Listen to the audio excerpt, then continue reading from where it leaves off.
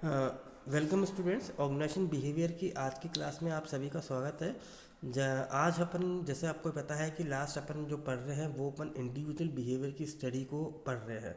तो last lecture जो था हमारा, हमने उसके अंदर परसेप्शन, सिलेक्टिव परसेप्शन, एट्रीब्यूशन के बारे में पढ़ा था। इसके अलावा अपन ने एट्रीब्यूशन थ्योरी भी पढ़ी थी, जो अपन को बताती थी कि जब हम खुद के और दूसरों के बिहेवियर को एनालाइज करते हैं तो हम रीजंस को फाइंड आउट करते हैं कि कोई भी जो बिहेवियर हुआ है वो रीजंस की वजह से हुआ है, यानी कॉज एंड इफेक्ट रिलेशनशिप को हम इसके अंदर मेज़र कर रहे हैं। और जब हम ये इवेल्युएट कर रहे होते हैं तो हम दो चीज़ों को कंसिडर करते हैं, इंटरनल एट्रीब्यूशन और सिचुएशनल एट्रीब्यूशन। तो इन जो हम एट्रीब्यूशन या रीजंस को फाइंड आउट कर रहे होते हैं तो हम सब लोगों से गलती होती है, उसको क्या कहा जाता है? तो इस एरर को कहा जाता है फंडामेंटल एरर।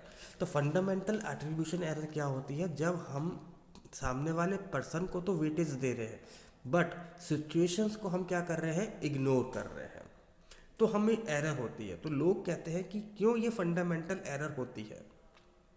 तो इन्होंने कहा कि जब हम सामने वाले पर्सन के बिहेवियर को एनालाइज करते हैं तो हम क्या करते हैं, हम सिचुएशन को कंसीडर करते हैं। और जब हम खुद के बिहेवियर को एनालाइज करते हैं तो हम खुद को एवेल्यूएट करते हैं, सिचुएशन को हम इवेल्यूएट नहीं करते। यस।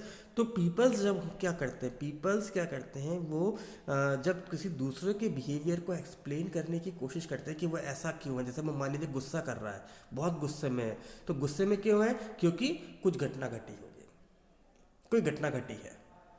यस। तो सिचुएशन को हम उसमें क्या करते हैं, फेवर में कर रहे हैं। कोई बच्चा टॉप कर गया तो हम सिचुएशन देंगे कि उसका एनवायरनमेंट ऐसा है, इसको 12 घंटे 18 घंटे पढ़ने का मौका मिल रहा है, घर के आसपास कोई शोर नहीं होता, अच्छे टीचर्स मिल रहे हैं, सब कुछ मिल रहा है, अच्छी बुक्स मिल गई हैं, बेटर नेट फैसिलिटी मिली हुई है, तो वो टॉप कर रहा है। तो हम सिचुएशंस को ज़्यादा फेवर दे रहे हैं। और जब हम खुद की बात करते हैं कि हम टॉप क्यों नहीं कर पाए, क्योंकि मुझे क्या था कि मैं कर नहीं पा रहा, मेरा शुरू से एनवायरनमेंट ऐसा नहीं है, मैं कॉमर्स स्ट्रीम से था या मैं साइंस स्ट्रीम से था, तो हम अपने खुद के लिए सिचुएशन को नहीं दे रहे, हम खुद के लिए एज ए पर्सन अपने आप को क्या कर रहे हैं, इवेल्युएट कर रहे हैं। तो इसी चीज़ को कह रहे हैं सेल्फ सर्विस बायसनेस। क्या है कि पीपल्स जब खुद के बिहेवियर को एनालाइज करते हैं तो जो पर्सनल एट्रीब्यूशन है उनको ज़्यादा कंसिडर करते हैं और सिचुएशन को बाद में सोच के रखते हैं कि बाद के लिए अपन इसको काउंट करेंगे। ऐसे ही जो सक्सेस है उसके लिए तो हम डिस्पोजिशनल फैक्टर्स को मानते हैं, जो फेलियर्स है उसको हम सिचुएशन मानते हैं कि आज आप क्यों नहीं कर पाए, क्योंकि शायद आप देर से पहुँचे, शायद आप सोए नहीं थे, शायद आप बहुत शोर था, शायद आप शादी में चले गए थे, घर में मेहमान आ गए थे, तो आप पढ़ नहीं पाए इसलिए आप फेल हो गए। तो ये हम क्या कर रहे हैं, हम सेल्फ सर्विस बायसनेस ही खुद ही कर रहे हैं। तो जैसे हमने एग्जांपल भी दिया कि आज मैं टेस्ट में मार्क्स क्यों नहीं ला पाया, क्योंकि मैं स्मार्ट हूँ नहीं, या आई डिड पुअर, मैं फेल क्यों हो गया, क्योंकि मैं सोया नहीं। अगर मैं अच्छे मार्क्स लाया हूँ क्योंकि मैं बुद्धिमान हूँ, और यदि मैं फेल हो गया तो मैं सोया नहीं। तो दोनों चीज़ों में आपने देखी ना, हम खुद ही अपनी बायसनेस को कर रहे हैं। अगर मैं फेल हो गया तो ये नहीं कह रहा कि मैं कमज़ोर हूँ, मैं ये कह रहा हूँ कि मैं रात को सोया नहीं। और यदि मैं पास हो गया तो मैं क्या कह रहा हूँ कि नहीं, मैं बहुत बुद्धिमान हूँ। दो चीज़ों में अपने अंतर देखा, समझ में आया होगा आपको इस चीज़ को। तो ये जो एट्रीब्यूशन है ये कैसे करते हैं, तो कैली ने क्या कहा कि 3 फैक्टर्स ऐसे होते हैं जब हम ये पर्सनल और सिचुएशनल एट्रीब्यूशन को ध्यान लगाते हैं। 3 कौन कौन से हैं? कंसिस्टेंसी, डिस्टिंक्टिवनेस और कंसेंसस। तो कंसिस्टेंसी क्या कहती है? कंसिस्टेंसी कहती है the extent to which the person behave like. तो जब एक पर्सन बिहेव करता है every time in a situation, कोई सिचुएशन जब जब होती है वो पर्सन वैसा ही बिहेव करता है, तो उसको कहते हैं उसकी कंसिस्टेंसी है। यानी सिचुएशन जितनी बार भी अकर होगी उसका बिहेवियर सेम रहेगा। जैसे हमने इसमें एग्जांपल लिया है, एक लड़की है एलिसन, तो मान लीजिए वो सिगरेट तब पीती हैं जब वो फ्रेंड्स के साथ बाहर जाती हैं। तो जब जब वो फ्रेंड के साथ बाहर जाती हैं वो स्मोक कर रही हैं, तो इसका मतलब क्या है, उनकी कंसिस्टेंसी इज़ वेरी हाई। और यदि अपन ये बोलें कि जब वो किसी मतलब कोई स्पेशल ओकेज़न पे जाती हैं, कहीं शादी पे जाती हैं, तभी स्मोक करती हैं, तो इसका मतलब क्या है, कंसिस्टेंसी इज़ लो। ऐसे ही, is the baby always smiling, क्या बेबी जो है हर वक्त हंसता रहता है?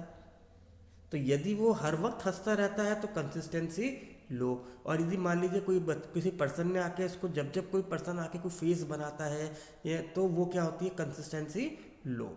ऐसे ही हम बात करते हैं डिस्टिंक्टिवनेस, जो कि हमारा सेकंड फैक्टर है। इसके अंदर क्या है कि पर्सन जो बिहेव कर रहा है, क्या उसी वे में कर रहा है इन अ सिमिलर सिचुएशन, या उसका बिहेवियर या वे अलग अलग है। जैसे मान लीजिए जब वो फ्रेंड्स के साथ बाहर जाती है तो वो स्मोक करती है, तो उसकी डिस्टिंक्टिवनेस क्या है? इज़ वेरी हाई, है ना। और यदि वो स्मोक तब करती है जब वो किसी खास प्लेस पे या किसी टाइम पे जाती है, तभी स्मोक करती है, तो क्या होगा? Distinctiveness is low. तो सेकंड डिस्टिंक्ट में क्वेश्चन क्या आता है? क्या किसी ओकेजन पे बच्चा हंस रहा है, जैसे हमने कहा, या किसी ओकेजन में बच्चा नहीं हंसता, जैसा भी वो हम कहना चाहे कह सकते हैं। फिर आता है हमारा कंसेंसस। कंसेंसस क्या कहता है कि how the other people behave in a situation. Yes, क्या जो अदर लोग हैं वो भी वही बिहेव करते जैसा वो बिहेव कर रही सिचुएशन में। यदि जब भी एलिसन सिगरेट पीती है, जब वो अपने दोस्तों के साथ खाना खाने जाती है, तो उसके दोस्त क्या कर रहे हैं? उसके दोस्त भी सिगरेट पी रहे हैं, स्मोक कर रहे हैं, तो वो भी सिगरेट पी रही है। तो उसका मतलब क्या है? Consensus is very high. Yes. और यदि सिर्फ एलिसन ही जब भी खाना खाने जाती है सिर्फ वही स्मोक करती है, तो इस इज वेरी लो, क्योंकि उसके जो अदर लोग हैं वो सेम बिहेवियर नहीं कर रहे। तो एलिसन दूसरों के बिहेवियर को देख के स्मोक नहीं कर रही, वो उसका खुद का बिहेवियर क्या है कि जब भी मैं बाहर जाऊंगी मैं स्मोक करूंगी। तो क्या डू ऑल बेबी स्माइल? तो हम ये क्या कहें कि सारे वहाँ बच्चे, जब जो भी बच्चा है क्या वो हंसता रहता है? यदि हाँ, तो consensus is very high. Yes, कि वो जैसे ही वो किसी औरों के साथ जा रहा है, घूम देख रहा है बच्चे और बच्चे आ रहे हैं तो वो हंस रहा है, और यदि वो घर में अकेला है या अपने फैमिली के साथ है तो वो रो रहा है, तो कैंसर इज वेरी लो। तो यहाँ पे हमारे सामने दो कंडीशन हमें नज़र आती हैं। यदि कंसिस्टेंसी आपकी हाई है और आपकी डिस्टिंक्टिवनेस और कंसेंसस इज वेरी लो, तो आपके पर्सनल एट्रीब्यूट्स हमें फोकस में आते हैं। जैसे अगर वो बेबी इज़ ऑलवेज स्माइलिंग, हमेशा हंसता रहता है, वो कभी भी रोता नहीं है। और नॉर्मली ये बात भी कही जाती है कि बच्चा जो है जब भी हमने इसको देखा, ये हमेशा हंसता हुआ ही देखा, तो क्या है? ये बच्चा बहुत हैप्पी रहता है। तो क्या हुआ? Consistency is very high. तो इसलिए एक बिहेवियर क्या है कि बच्चा बहुत हंसने वाला है, बहुत जॉली नेचर का है, ये हंसता रहता है। दूसरी कंडीशन, यदि कंसिस्टेंसी भी हाई है और डिस्टिंक्टिवनेस और कंसिस्टेंस भी हाई है, तो क्या है? वो सिचुएशन की वजह से है। जैसे जब जब उस बच्चे को कोई टिकल करता है, कोई गुदगुदाता है, तो वो बच्चा हंसता है। और जब उसको टिकल कोई नहीं करता तो वो बच्चा क्या करता है? रोता है। तो एक बात यह है कि सारे बच्चे, जब बच्चों को गुदगुदाया जाता है तो बच्चे हंसते हैं।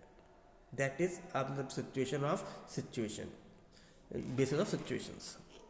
किसी एक और एग्जांपल से हम समझने की कोशिश करते हैं इस एट्रीब्यूशन थ्योरी को। एक टॉम है जो कि एक प्ले देखने गया है, एक कॉमेडी प्ले है, और उसमें क्या है कि वो कॉमेडियन पे हंस रहा है। तो उसमें कंडीशन क्या है, कंसेंसस क्या समझेंगे हम? यदि ऑडियंस भी हंस रही है तो कंसेंसस हाई है, और यदि सिर्फ टॉम ही हंस रहा होता तो क्या होता? Consensus is low. ऐसे ही distinctiveness, Tom only laugh at this comedian, जैसे ही जब ये एक कॉमेडियन को देखता है तभी वो हंसता है, तो डिस्टिंक्टिवनेस है हाई, कि जब जब वो इस कॉमेडियन की बात सुनता है, कॉमेडियन को फेस करता है तो वो हंसता है। और यदि सिर्फ टॉम लाफ एट एवरीथिंग, और टॉम सिर्फ हमेशा हंसता है, हर कॉमेडियन की बात पे हंसता है, तो डिस्टिंक्टिवनेस इज लो।